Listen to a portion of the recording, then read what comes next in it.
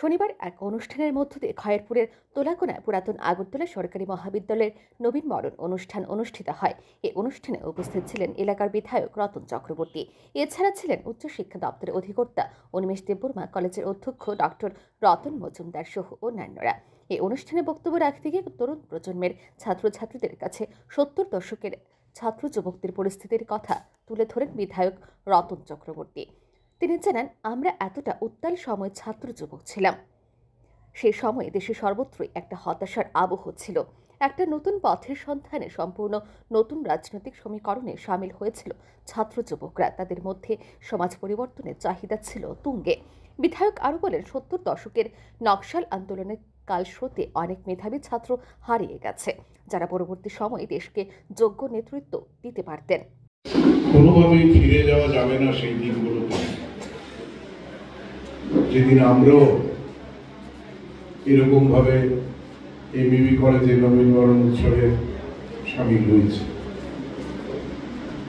আমরা একটা উত্তাল সময়ে ছাত্র জীবন ছিলাম, যেগুলো তোমরা ইতিহাস পড়ে জানতে পারবে, কিন্তু তখনকার সময়টা অনুভব করতে পারবে না। কারণ দেশের সর্বত্র একটা হতাশা, একটা নতুন পথের সন্ধান, একটা নতুন রাজনৈতিক সমীকরণ,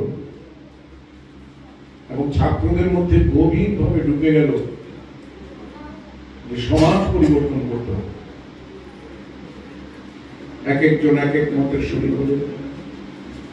শুরু হলো নকশাল আন্দোলন সেই ৭০ দশকে। কেউ কেউ স্লোগান তুললেন, চীনের চেয়ারম্যান আমাদের চেয়ারম্যান, বললেন যে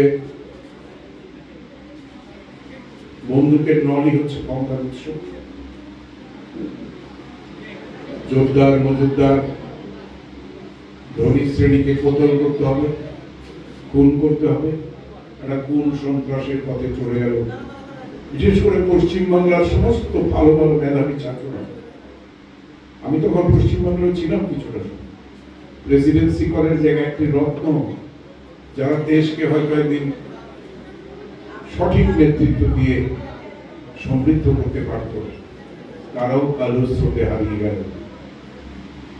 That was a great loss for the country.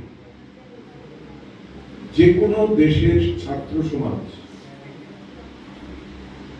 যদি বিভ্রান্ত হয়, পথভ্রষ্ট হয়, হিংসাশ্রয়ী হয়,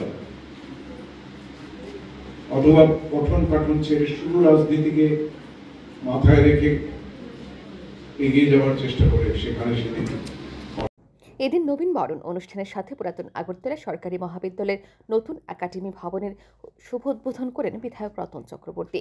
নবীনবরণ অনুষ্ঠানে মহাবিদ্যালয়ের ছাত্রছাত্রীরা সাংস্কৃতিক অনুষ্ঠান পরিবেশন করে। ব্যুরো রিপোর্ট, আর ই নিউজ।